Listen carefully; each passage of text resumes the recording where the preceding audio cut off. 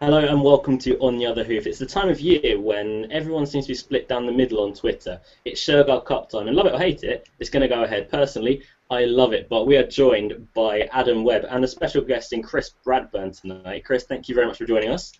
Thank you very much for having me. Yeah, we'll get ready halfway through. It's cool. We mentioned the Shergar Cup quickly. Adam, you don't mind it. I love it. Chris, are you for or against it? I like the idea, but it's just when you get random jockeys riding for random trainers. Like in the first race, we have Richard Hughes, who would normally ride for Richard Hannon, is now riding for David Nichols, so that kind of puts me off. But I think it's a good addition to racing, something different.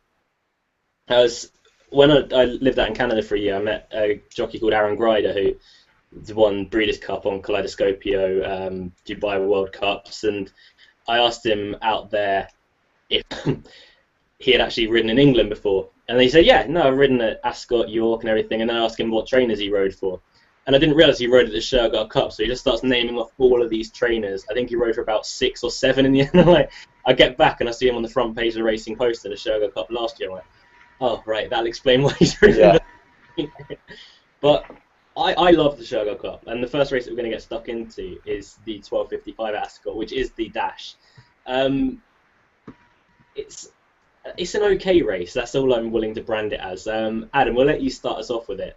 Okay. But I can see what you mean. It's an okay race. I mean, the one that I like is Swan Song, but my only issue is she didn't go into the stalls last time out at Ayr, which isn't in the form figure. So, and before that, she was fifth in the Epsom Dash, and I think Frankie Dettori is a good jockey booking, and Andrew Balding seems to do well at this meeting quite a lot. So, she'd be the one for me. Although you have to look at some of the others. I mean, if Barnet Fair gets in, and blow Luke's trumpet here last week, Barnet Fair at 14s. Wow, well done with that.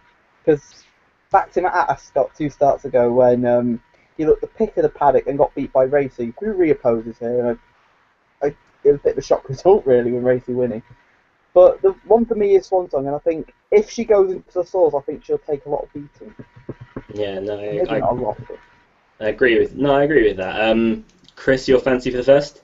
Well, I sort of kind of agree with what Adam said, but my pick would have to be Barnet Fair. I know that he doesn't usually win a race off 96, but I think that this is not as strong as the race that he won at York, was it? No, Goodwood last week, sorry.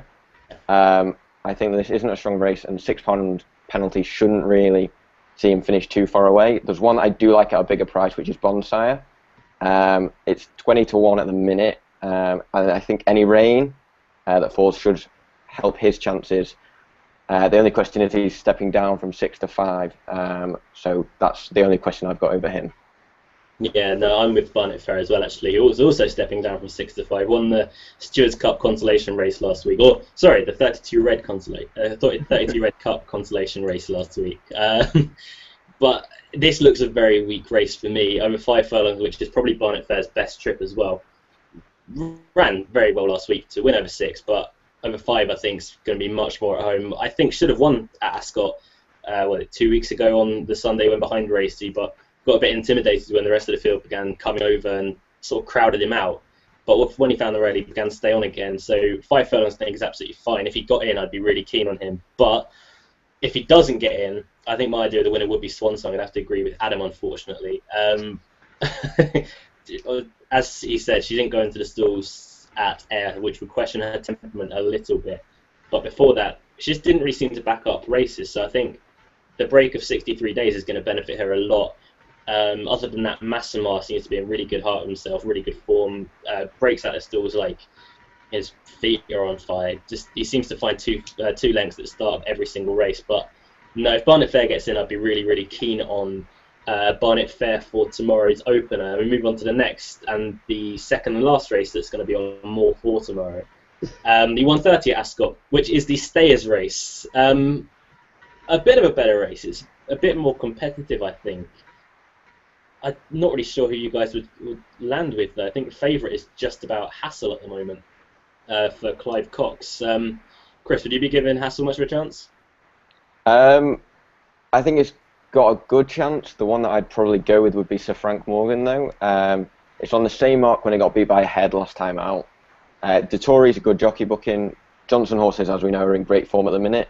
I just think that he needs a soft lead. If he can get a soft lead, trip's perfect. Ground maybe wants on a little bit of the easy side, but maybe some rain might come and that could help him. There is rain outside my window right now, and I'm about an hour from the course. So hopefully they should get into the ground. So soft ground, trip's good, Dettori's good, get a soft lead. I can't really see anything beating him, if I'm honest with you. Oh, my nap of the days in this race. Adam, we'll let you go while I calm down a little bit. The one I'm interested in is a horse that I thought ran really well at Goodwood, and if he gets the trip, I think he's got a big chance, and that's Big Thunder, who I think has needed his first 2 runs this season. And so Mark Prescott knows how to train one for some of these handicaps, and I just think at I'm not going to say a bigger price, but I think at his price, I think there is improvement still to come. And I mean, he's running up against horses that are going to the Ebor, like Havana Cooler, Van Persie, Noble Silk. And I just think that if he's to go to the Ebor, he'll have to run a really good race here. And I just think that he's got a big chance tomorrow, if he gets a trip, that is. But the other ones to mention, yes. I will mention Retirement Plan, who I think has kind of lost his way a bit. And I mean, I thought it was disappointing last time out at Ascot behind Palisades, but Double Bluff has come out since and won, and actually runs again tomorrow as well. And quite sweetening there as well at Haydock. So, yeah, I go with Big Thunder. I can see why you'd fancy Big Thunder. For me, the thing that put me off of him was that maybe he's had 2 races soon enough. He had a long time off. He's come back, had 2 fairly quick races, and now it's going to be 3 fairly quick races for a stayer anyway. That's the thing that really put me off, and sort of 7-1 is slim enough for me. Did you agree with that? Yeah, I can see your point, yeah. But I just think there's improvement to come still. I mean, as we remember, Sir Mark Prescott didn't have many runners at the start of the season, and it's only in the last month to say that they've began to come back in, and I think he'll be primed for... He's got a big handicap in him somewhere. Whether it's tomorrow or further down the line, I don't know. But I quite like him for tomorrow. So. Now, I mentioned that my nap of the day comes in this race, and the nap of the day is Hassel, who 2 runs ago had to survive a photo finish, a Stewart's Inquiry, but did hold on to win. Quite a nice race, well, beating Glenard in the process. But he just seems a horse that stays and stays and stays. Stepped up to 2 miles last time out for the first time and bumped into Made in Rio, who absolutely laughing basically, but there's no shame in losing to Made in Rio. It's still a very well handicapped horse. Went to Goodwood and bombed, but just completely did not stay that day. So I don't think you can read too much in the form not being franked by Made in Rio. But Hassel himself was 3.5 lengths clear of the rest of the field. Olivier Pellier is a fantastic jockey booking as well. I just think the race could be run to suit with the likes of Big Thunder, Sir Frank Morgan in the race, so it should be a fairly decent pace on. And I'm really, really sweet on Hassel tomorrow. I don't think the ground's going to bother him either way. And Olivier Pellier, again, going back to that jockey book, and I think that's one of the best ones you could have got out of the draw, especially for this race anyway. So for me, I am very, very, very sweet on Hassel. And I'm sure I'll be mentioning it later on when we mention naps. Also, I forget it every single week. Adam nags me every single week. Before we start doing previews, what Luke should do is he should ask you all for questions and your fancies. But he doesn't do that. He does it halfway through the video because he forgets because he's an idiot. So if you would like to get involved with our show, because we'd love to hear from you, get your fancies, get your questions in, tweet me at LukeElder13 on Twitter, or any of the other 2 guys, however you found our videos, and we will read them out at the end and answer them, and also give our views on your selections if you've got some. But we'd love to hear from you, and we'll read them out at the end of the show. Moving on to the next race, though, is the 205 from Ascot, the Shergar Cup Challenge.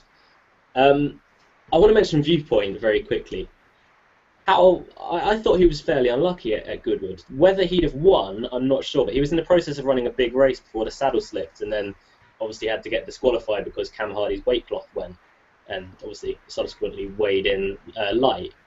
How unlucky do you think Viewpoint was, Adam? I think he would have placed. I don't think he would have won. I think the Johnson horse has already flown, but for me, the recovery from Cam Hardy was unbelievable. I mean, how he stayed on the horse, I still don't know. He's actually the selection here. The slight doubt I do have is 1.5 miles. I think he's probably better at 10 furlongs, but in his favour is the fact that Richard Hughes is able to ride, obviously they must do the draw, and Viewpoint's been given Great Britain and Ireland, and he's got Richard Hughes on board. For Richard Hannon, I think he is the one at a bigger price that I quite like in the race. Obviously, the market is headed by Samin, who, for people that watch our shows regularly, last time he ran was napped by our Royal Ascot. How do I describe him? Our Royal Ascot aficionado who loves Royal Ascot, but then decided not to nap at the meeting, and he broke the rule and it kicked him on the backside. So, oh, but yeah, I go with Viewpoint in this for me. Yeah, that's fair enough. Chris, your fancy? I've gone for Charles Cammois. Yeah. Yeah, we'll go for that. Ran well at Goodwood last time behind Snocking Star. Only beaten 4 lengths, which may sound quite a big distance, but he was gaining on the front 4 that were in front of him. It was over 10 furlongs. This is up to 12, so it might be a little bit of a test. He has won over 11 furlongs off £1 higher, so that would sort of put him sort of well in at the weights. That was about a year and a half ago, though, so it's whether you want to take that into account. But the one thing that sort of would put me off him would be the rain, and as you say, Luke, apparently it's raining, so that would probably put me off him. And then just because I have been put off him, I probably would have to go for Viewpoint just because of the Hannon and Hughes aspect of it. Yeah, that's a very good point that Adam actually brought up about Richard Hughes riding Viewpoint. Obviously, he's going to know the horse inside out, having ridden him many times before. But the one I'm going to side with, and there are a few slight reservations about this, is the top weight Communicator. Is a horse I really, really like. He's been running lately, well, I say lately, a bit of a break, but most recently at Lingfield twice and Chester. Now, Communicator is a big horse. He even went hurdling a bit, I think, for one run last year and ran creditably, but he's a big horse and he doesn't want to be running around tight tracks. So Ascot is much more of a galloping track than Lingfield on the all-weather, obviously, and Chester are. So the track is instantly going to suit. The one slight reservation I've got is that it's a significant drop in trip. He'd have to make all, I think. Adrien de Vries is a fantastic jockey. I think he's up there with some of the world's best. So not put off by that jockey booking whatsoever. And also another slight little worry is that it's 94 days since he last ran, so this could be a little prep for something else. I'm not sure what, though. I was maybe thinking Ebor, but he's not actually in the Ebor, so we'll find out. Maybe Cesarovic, yeah. I'm sure they've got something else planned down the line. Definitely not the Cambridgeshire. Michael would love you for saying that. Oh, you hate me. I'll get a message later. We had a thing last year where we basically, I think one of us got the races mixed up, and ever since then it's just, yeah, we keep getting them mixed up. What? Michael? I'm not taking the rap for that. That was Michael. Other than that, I completely get the stance on Viewpoint. I think we're struggling really to try and find something to take Communicator on with. Maybe Cash Point has been in decent form, but Pricewise has gone with Bantam in this race. Yeah. No, Olivier Pellier can have a good day if you follow me in Pricewise. But no, I'd side with Communicator. Maybe a touch on the short side, but I'd like to see Communicator ridden forcefully tomorrow and really try and test the stamina of the others in the field, especially Charles Camoin, that we mentioned is stepping up in trip. But Communicator for me, we move on to the 220 at Haydock now. And now we've got a proper, real handicap, a real Saturday handicap, 15 runners. If Michael was here, he'd absolutely love it. We've got a Michael Andrews lookalike in the house tonight, in Chris Bradburn. So, Chris, are you as good at handicaps as Michael is? I'd probably say no, just because he is so good. There is one that does take my fancy in this one, which is, it was Pricewise last time out. It's L'Alarm Lad. I fancied him at Newmarket, but he was Pricewise and his price completely went. So I just didn't want to back that. I think he went off 9-2. So yeah, that kind of put me off then. The feedback from the jockeys this evening, from the race that they had this evening, was that the rain is still coming down and it was on the easy side of good. So that it's only going to get softer with it still raining. He probably will like the rain. He's on the same mark as he was last time when he finished third at Newmarket. He's got a good draw. So I think that's probably my each way bet for the race. Yeah, it's not an easy race to get your head around, is it? um, Adam, we'll let you go now. Well, obviously top of the market you've got Rye House, and I think as someone said to me the other day, Ryan Moore could have a field day up at Haydock tomorrow. He's got a book of good rides. Rye House, obviously top of the market. I mean, he was stiff on comeback at York, and we all thought it was a really good run. And then he went to Newmarket over 12 furlongs. He was bitterly disappointing.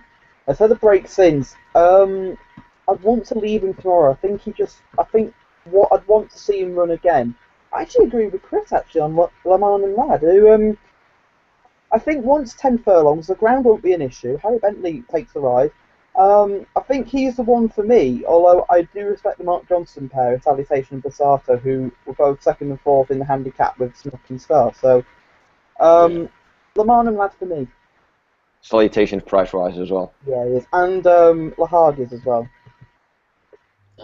Isn't Lahag always price wise? Yeah, I think he is. I'm sure he's always there. I'm actually siding with Rye House tomorrow. He's that York comeback run. I'm still holding on to that.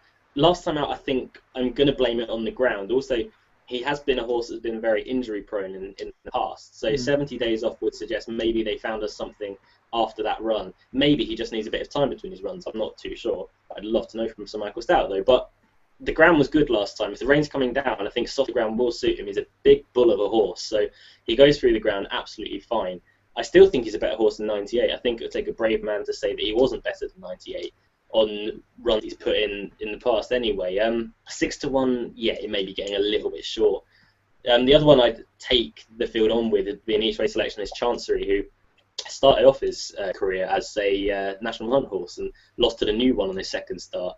So stamina is no issue with him. Kieran Fallon's a really eye-catching jockey booking for Dave O'Meara, though, about 11-1. He's just a horse that's been promising to run back into form in better races than this. I think it's behind Shakeside Road a couple of starts ago. Shakeside Road has since franked that form as well. So Chancery at 11-1 I can make a case for, but I'd be wanting to see a bit more from Rye House tomorrow, if I'm perfectly honest. We move on. Do you think the trip's on the sharp side for Chancery? Because when I looked at him and I thought that 10 furlongs would be a bit too sharp for him. If the rain gets into the ground and really slows it down tomorrow, no. Yeah. But then, again, with the Johnston pair in the field, I can see there being a decent pace on, so that could play into the hands of his stamina. To be fair, though, I'm probably thinking of the John Smith's Cup where they absolutely crawled, and horses like him and Clever Cookie couldn't get into the race because they just went so slow, and it benefited the front runners. So yeah, that's fair. Yeah. So back to Ascot now. Back to the Stewards Cup. No, not Stewards Cup on the brain. Sorry. Back to the Shergar Cup. We got the mile this time. And the talking horse, really. I was surprised that this horse isn't favourite. It's Dark Emerald, who last time out was the meet in the sandwich of Heavy Metal and Alejandro. Heavy Metal's obviously gone on to win a big handicap since, as has Alejandro. They've both franked the form. Surely Dark Emerald should be a shorter price than 13-2, 7-1. Yeah, the form of that race has just completely worked out. And I saw somebody tweet Brendan Powell last week, or was it the week before, saying you need to get your horse out soon because your horse is going to be put up in a handicap for staying in its box. So I think this is a good placement, although I respect Magic City a lot. That run at Goodwood was really good in that horrible race that I never want to talk about ever again, but unfortunately we'll have to as we go through the show. Dark Emerald is actually a selection. It's just I think the form of that race has just worked out solidly. And with Heavy Metal going in again at Ascot and Goodwood, and if Olivier Pellier is a good jockey booking, I think, for me, it's between Magic City and Dark Emerald, but I'd be siding with Dark Emerald.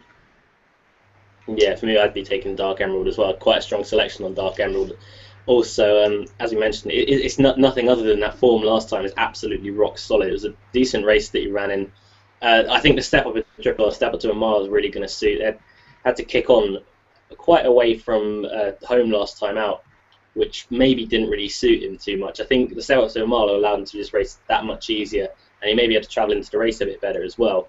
But the form with Heavy Metal and Alejandro, that's surely going to be enough to win this race. And I think 7-1 is a ludicrous price. I think it's a fantastic each way bet. I can't see him out of the first three whatsoever. And we keep saying Olivier Pellier.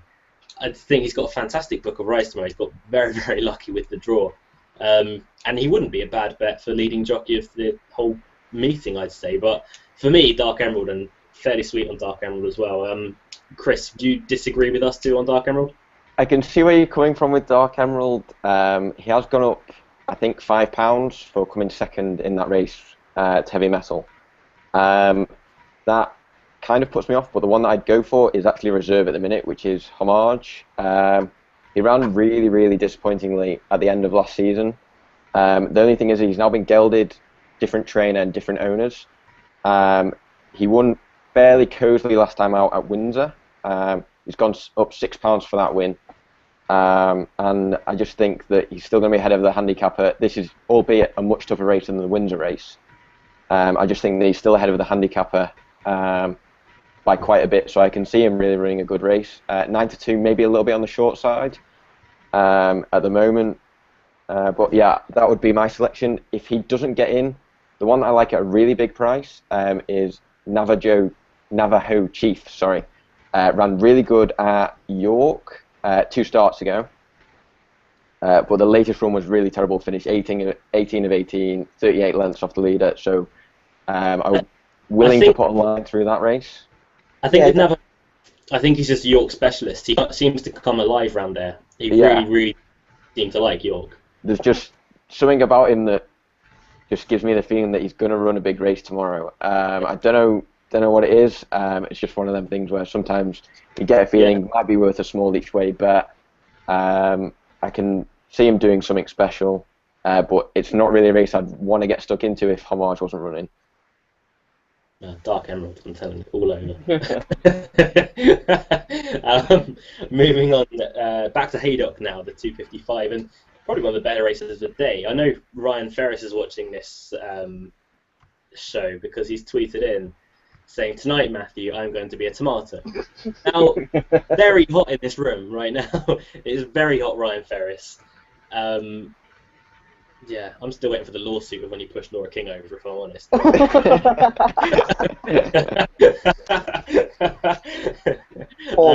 Poor old Laura. Yeah, how dare you, Ryan? It was brutal.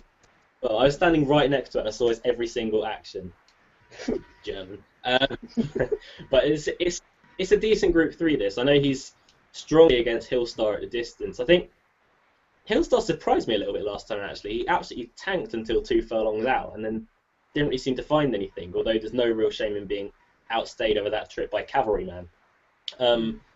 Whether I completely agree with Ryan that he's more of a stayer than 10 furlongs tomorrow. Yeah.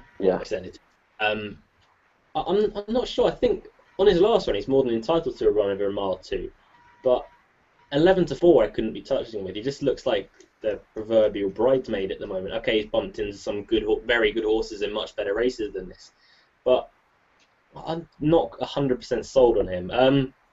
Of the rest, you'd have to mention Vancouver, who I know a lot of people were sleeting. I think it was Jamie Spencer, actually, surprise. Last time at Newbury, probably didn't get the best ride. We have to say that. But again, he does look a very difficult ride. He got there, he had to be delivered right on top of the line, and it turns out right on top of the line was a stride too late. So that was against Amrala. I wouldn't be taking Amrala at all to follow that up, especially giving weight to some of these in the field. I'd actually have to side Nabucco. Nabucco never, ever, ever runs a bad race. If you want a solid each way selection at 7-1, then Nabucco is your horse. I think this is potentially weaker, softer grounds. I can see him running a huge race, but has got to overturn that form with Vancouverite. So I think they'd be the two to take, and Hillstar is an interesting one at very least.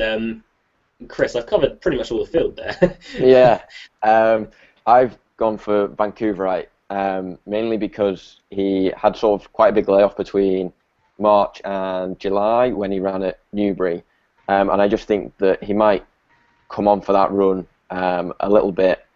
Sort of a big layoff and sort of any improvement from that run, and there wasn't really much needed. I'd go for him. Obviously, we've got True Story and Hillstar. Those probably will be the 2 market leaders. True Story, I sided with him in the Dante, but he just didn't run his race at all. I thought he ran okay at Epsom in the Derby when he finished 7th, but I really wouldn't want to back him in this race. Hillstar, again, ran into Arab Spring a few times, but the trip doesn't really suit me. So I'd probably go with Vancouverite, but it's not a certainty by any stretch of the imagination. No, it's a tricky race that actually, isn't it? It's a decent little like renewal, but it's Yeah, very very decent. colours to one. As Callum would say, it's a trappy event. And then he go on to say, "I love Educate." So Yeah, I love Educate. That is exactly what he'd say, isn't it? He won't watch this back. It's fine. he will. Adam, do you love Educate? He's a wonderful, consistent horse. I can see why Callum loves him so much.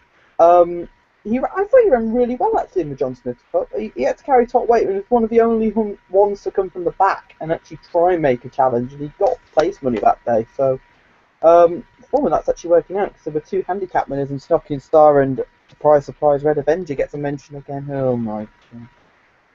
Never backing that horse again. Could have backed it up. Yeah, I could have backed it last time. I didn't. The one I've gone with here is actually Vancouverite, who I thought was given. I'll say it nicely. He wasn't the best ride from Jamie Spencer last time out. For me, he was too busy tracking Alcazim, and Alcazim was always going to come on for the run. And he's got going too late, and he's got there on top of the line. And I don't think he's by any stretch of the imagination an easy ride though. I don't think it's the easiest of rides. It's not a complete head case. I've seen far worse. But I think Jim Crowley at the moment, he's riding out of his skin at the minute, and I saw a couple of rides he was giving at Sandown the other night, and I just think that he is an interesting jockey booking for Godolphin. I mean, you've got Fallon, you've got the Silver. I just think Jim Crowley is a very interesting jockey booking. I can't have Hillstar over this trip either. I just think 10 furlongs is a bit too short for him. Okay. Well, no, did you say that Godolphin have got Raoul de Silva? No, I said Da Silva. The Sousa, I meant. There you go. The Yeah, the Sousa. I didn't mean the Silva, I meant the Sousa. That's to me that Raoul de Silva's now with Godolphin. Well, the amount of jockeys have got at the minute, it wouldn't surprise me. So Yeah. Keep digging. Hillstar, I can't have Hillstar over 10 furlongs. True Story, I'm not convinced by. I mean, he ran alright in the Eclipse, but the Eclipse was just such a muddling race. I don't know what to make of him here. I mean, he's still got the visor on. I think Educate will run well, and looking down, I think I agree with Luke on the Bucco, and I think I'm rather giving weight away to 7 of these. I'm not convinced. But for me, it's Vancouverite all the way. Yeah, no, I can see the angle on Vancouverite actually. I don't know. I just couldn't. It's not one that you could trust wholeheartedly, especially on last time's exploits. But we move back to Ascot, and this is probably the race that I'm least looking forward to out of everything. Well, everything on the card at Ascot tomorrow anyway. It's the Classic, which is ironic actually that it's called Classic because it's not that much of a classic. However, I'm not sure I'll be able to remember this one in a year's time. But I don't know. Wrangler, I think, was a nap for Callum earlier on in the year, and a winning nap as well. At Haydock. Adam, do you know what winning naps feel like, or? Oh, let's not talk about winning naps. Okay, we'll be nice then. We'll let you talk about Wrangler first, so you can get the feel of a winning nap. Thank you. He's actually the selection here. There's a couple of William Haggis 3-year-olds. There's 2 owned by Highclere that run tomorrow. Him and Satellite, and I think they're both really nice horses going forward. Any rain that falls, I think, will be a big help. And I think with Frankie Dettori on board, I think he should be too good for this field, if I'm being honest. One at a bigger price that I did like when he won at Hamilton 2 starts ago was Snow Squall, but then he came out and didn't run so well last time out. With Adri DeVee on board, I think he could be an each-way price. So, for me, Wrangler for me is a win purpose, but if it was an each-way bet in the race, I'd say Snow Squall could be a tad over the price, if he can back up the Hamilton effort, yeah. I do like Wrangler. I completely see where you're coming from with that, but I think Wrangler just needs a bit, I said a bit more rain. I think he needs a lot more rain. I think he needs it to be really quite testing tomorrow to see his best, and he may not even run. I posted on Twitter earlier on that if the rain doesn't arrive, 3-1 could potentially be a bit skinny, but if it did get really bottomless, then Wrangler could be a decent bet, but there's not much rain forecast tomorrow. I'm not sure overnight, I haven't seen that, but for me, I'd take Raise Your Gaze, who there's been a lot of people slating Hayley Turner at the moment. and okay, she may not be on a hot run, but I think it's a bit harsh to be slating Hayley. I think she's still got as much talent as she has always had. But Raise Your Gaze won really nicely at Sandown before getting put up £10 and won pretty much on the bridle at Sandown. Got put up £10 when running at Ascot off the mark of 87 and didn't run too badly behind two horses that I really, really like in Redkirk and Agent Murphy of Brian Meehan's and William Haggis, obviously, with Redkirk. That looks like a really strong race. Compared to this, I don't think the race is anything near what that class of race was. 9-1 I think is a fairly big price. Clive Cox is in really decent form. I think on my blog I'll put two of Clive Cox's up tomorrow. So I think 9-1 could be a really big price. I would be wary of Wrangler, but like I say, only if the rain came. And I honestly couldn't get excited about any of the other ones, if I'm perfectly honest. So Raise Your Gaze at 9-1, I wouldn't put you off at all.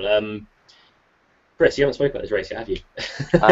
I can see where you're coming from with Raise Your Gaze and Wrangler as well. I think he does need a lot more rain, though, for Wrangler to justify even running in the race.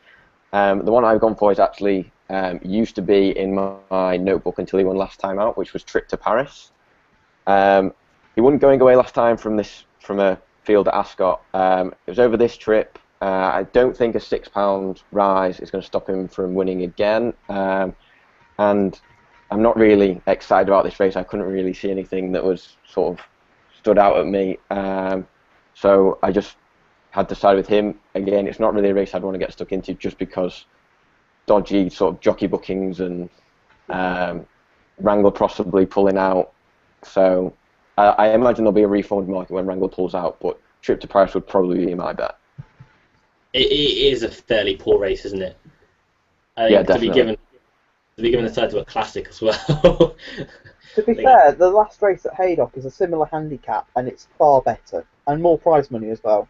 So that's where the better horses that could be running in this race are. So.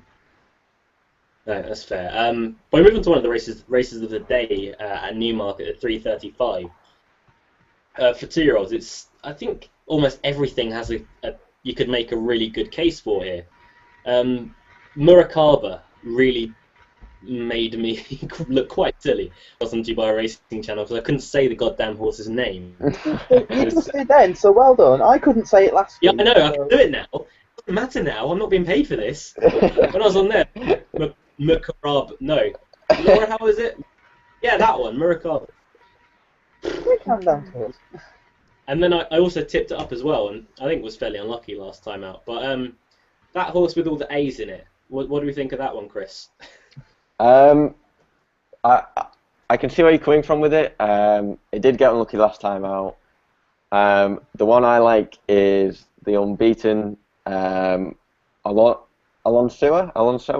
I don't know how you want to say it. So obviously Arabian Queen stepping down from Group 2 to Group 3 is probably going to play a part, but Alonsoa winning a recent 7-furlong listed race. I think more improvements probably likely to come from her, and I just don't really see anything. I mean, I said that about one other one, but it's going to be a close race. Winter's Moon probably needs to improve quite a bit from his win. I'd probably say the same about Packed Together, but that was beaten by the selection last time out. Again, Arabian Queen stepping down, but the market's not suggesting that she's going to do anything. So they're sort of the top 4 or 5. But I'd have to go with Alonsoa if I was going to pick one. Chris, what was the one thing you said that you didn't want to do before you came live on this show? Oh no! Oh, get it wrong. Get the horse wrong. You did it once in that. You're so good at it. But you said Winter's Moon. You called Winter's Moon a he. Oh, I apologise. That's so the one thing I good. didn't want to get wrong. And this was the only fillies race I think that was on. Yeah. I just at the start I've done like a little write up of each one. I was like, make sure you call everything a she in this race, just in big bold capitals, so I don't get it wrong. Oh, it's fine because it's written. It's written by Raul da Silva, isn't it, Adam? No. Oh, God. No, no, it's not. I'm so gonna screw up in a second. Oh, I can't wait for it. um, Adam, your fancy for the Phillies race? With all this rain, I gave Arabian Queen a second looking because I mean she won over course and distance last time out, and I, she. I think she I think she benefited from the genius of Ryan Moore. I do think that as well. That's the one thing I did think. I came No, and had a second look because of the rain, and Ryan Moore gave a brilliant ride. I mean, she's beat a really good horse in High Celebrity, who, as we all know from debut, I think we all thought she was a good thing, and Ryan Moore, it was a brilliant ride. Giving £5 would be the concern. I mean, the step back down in class isn't an issue. The one I actually agree with Chris. I think Alonso. I mean, Henry Candy. He doesn't normally have many good 2-year-olds. So the fact that he's got her, and she has shown that she's pretty useful, and already in group company, I think that she'd be the one to beat here. Although Godolphin do have a very good record in this race, so either of them pair I'd give a strong chance to as well. But Alonso would be the winner for me. yeah. I am actually going to side with Murakaba. I'm so good at saying it now. I've nailed it. You're only going with it because you can say its name. Yeah, exactly. Murakaba. Why could I not have said that? What, 2 weeks ago? Idiot, Luke. But Murakaba at Ascot was off the bridle so early. I think about 2 furlongs into the race, she was off the bridle from being pushed along. She was always outpaced over 6 furlongs there. I think slower ground will help her tomorrow, and also 7 furlongs will help big time. Dana Neal obviously rides because Paul Hannigan is injured. She wouldn't have won last time, I don't think, at Ascot before getting hampered. She'd have been closer than 4th, though, I can tell you that. She'd have been probably 2nd. Whether she'd have beaten Osela, I'm not 100% sure on that.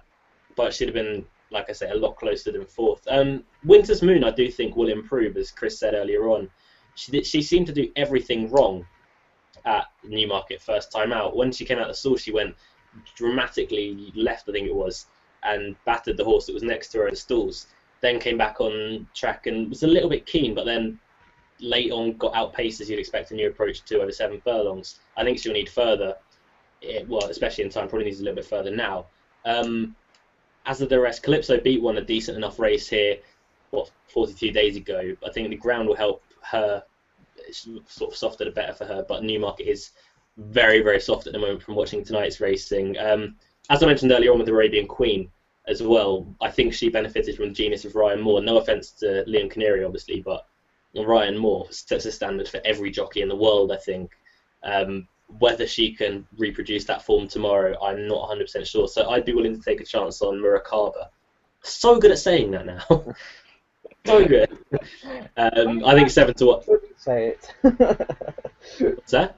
When it mattered, you couldn't say it, but now it doesn't matter. You can say it, so it's.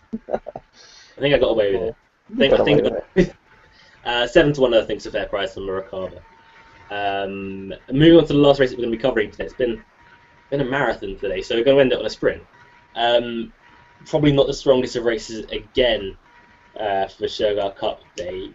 Probably another one as well that I want one of the reserves to get in to really have a strong fancy. But Adam, you can start us off on the last race of the day. If the rain comes, I'm really sweet on D's Not Words, who won a similar handicap at Newmarket 2 starts ago on very soft ground, and then went back to Newmarket and was probably drawn on the wrong side and still ran a respectful race. But I just think if the rain comes, Adri de Vries is a very good jockey booking, and I just think he's a tad overpriced at 10 to 1. So he'd be the selection in the race that I found hard to look at, if you can get what I mean. It's not a race that I'd want to be having a punt in, but if I was, I'd go with him. Fair enough. It's not really a race I can get excited about too many in, really. Chris, do you have a strong fancy in this? Kind of. If I was going to go for one, I'd go for Telmaid. Recent success at Ripon was pretty easy, really. An £11 rise represents that. I just think that it's fairly lightly raced, so it should really be able to win this race. William Haggis is a trainer in great form at the minute. Ground and trip probably in his favour, and it's just whether his sort of inexperience on the Ascot track is sort of the main question for me. Is he going to be able to deal with the Ascot track, or is he not? If he does, then I'll see him winning this one. And one that I could give a slight each way fancy to would be Nakuti at 16s. It is a reserve at the minute, so it does need to get in. The rain that's forecast as well overnight is only going to help his chances. So that would be the one that I'd go for each way, but does really need soft ground and also needs to get in first as well. Yeah, I've got two sort of vague each way chances. Probably the one that I fancy most out of the two would be Sir Robert Cheval for Marco Botti. Has been running okay at Lingfield behind Ertijal mostly. I think Ertijal's beaten him every single time at Lingfield, but been running okay there. Didn't really run too good or too great last time out at Ascot behind Brazos. Was beaten 4 lengths, which is okay performance, but steps back in trip now. A break of 92 days would worry me a little bit. It would suggest that maybe something came to light after his last run. Maybe they're just aiming for something a bit later on in the season. And the other one I'd give a small shout to is Umniati, who we hadn't seen for quite a while. They made a nice enough reappearance at Bath. Just if he comes on for that. No, if she comes on for that. God. So there close, we go. So close. If she, I knew as soon as I said it. As soon as I said it, if she comes on for that run, then she could go fairly close today. But it's not really a race that I'd be getting too strongly involved with. Hopefully, we've done all the damage earlier on in the card. That would be it for the Channel 4 coverage tomorrow. Chris, you made it for your first episode of On Your Hoof. Well done, mate. Thank you very much. Only one massive major cock up that we're never going to let you forget. Hey, but then you did it as well, Luke. So it's Yeah, it makes me feel better than you did it as well. You're in good company. Don't worry. We all do it. It's fine. We all do it. We haven't got a naughty luck 15 from Michael this week, which is upsetting. But we do have naps. Me and Adam last week we kind of failed on that. I went for King's Fate. I'll say nothing about because I cried. Yeah, less said the better. Yeah, exactly. So we're on a sort of redemption mission this week, Adam. Chris, we'll let you go first because you're the. Well, my nap would be Homage if he gets in. If he doesn't get in, I'd then go with Trip to Paris in the 3:15 at Ascot. Fair enough. Adam, your nap for tomorrow.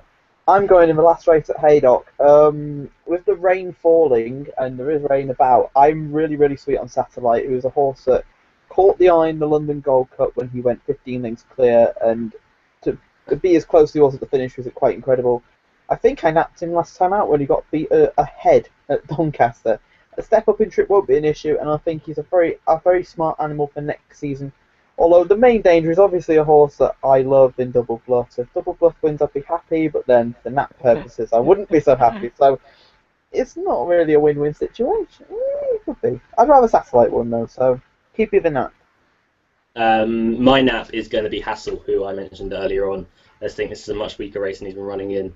No shame in losing to Made in Rio last time. I still think she's a very well handicapped horse.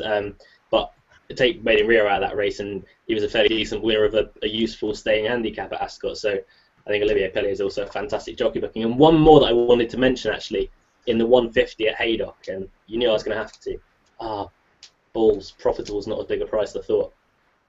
Profitable is getting £24 from Patience Alexander's. That's a colt getting £24 from a filly in a nursery. I think Patience Alexander's a very good horse, but Profitable was touted as one of the best that Clive Cox has got this season. So that speaks volumes with him, I imagine. Ryan Tate takes 3 off. Basically, he's only claiming 1 because Profitable would be out of the handicap. But getting £24 from Patience Alexander, I think he's progressing all the time. He's just going to need a bit of racing really to know what it's all about. Profitable. He'll come on massively from his Sandown run last time out, and I think 13 to 8 I still think is a decent price. I think Profitable is a fairly good thing tomorrow, but at more of a price, Hassel would be my nap of the day. A couple of questions in. We had one at the start. Bradley has asked if we can preview the 3:25 at Haydock, but on Twitter. So we'll do that after this show, whenever I get time, basically. And we had one in earlier that I've completely lost. It may have been deleted now. I've got one from Sean that you'll like, Luke. What are your opinions on the glorified Group 2 at Deauville on Sunday? A wet dream for group with Gregorian entered. Love Gregorian. It's I make a really strong case for Gregorian. Actually, it's not the strongest Group 1 I've ever seen. The ground won't be an issue for him. One at a bigger price that I actually do like, and you probably all say what, but I think Joya has got a chance. I mean, I think that she can win a good race. 6 furlongs on quick ground at York last time out, I think, was just a bit too much for her. 7 furlongs on good ground, 6 furlongs on soft. It's 6.5, and it's going to be pretty testing. I think she could run a huge race. Actually, interesting. James does go over to take the ride as well, and she could be a big prize, actually. I am currently getting bombarded with direct messages on Twitter from Ryan Ferris, ironically, who's also made a few appearances in the Group 3 at Deauville on Sunday. Apparently, I fancy Swasaladik or something. Yeah, that's the one, German contender, yeah. Should be the one to beat. Yeah. Having had a look at the race. Yeah, he's getting quite nasty actually in DMs. I might have to report him. He's called me a tomato-headed. Yeah, we better not say the last.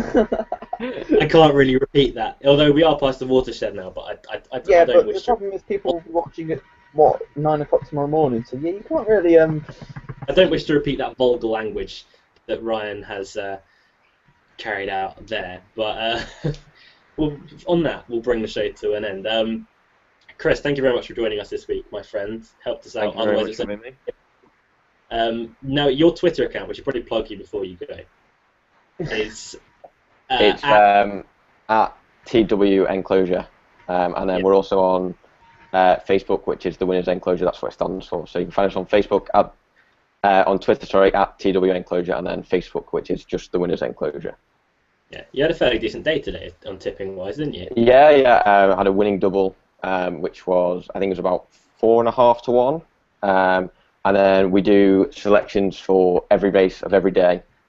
We put them up, they go up around 10 a.m. each day. So if you go into a race meeting or you fancy a bet, then they're on there sort of 10 o'clock every day. There'll be a status posted on Twitter and Facebook, so you can follow us on there and you can get up to date with that. So thank you very much for having me. Yeah, or, you know what else you can do at 10 o'clock? Especially tomorrow, you can watch me on Bet Racing Nation on my channel 212, where you'll be getting much more in-depth analysis, and you'll get to see this slightly, moderately handsome face instead of just a few words from Chris. It's much cooler in the studio because we've got aircon in there. I've just got a light shining at me here. But Adam, thank you for taking time out of your probably non-busy schedule, robbing, to be on the show with us. Thanks. We're getting off topic again. We always get off topic right at the end of the show, but we'll call it an end now. Until next week on The Other Hoof. We'll be back Saturday, 8 o'clock. Until then, goodbye.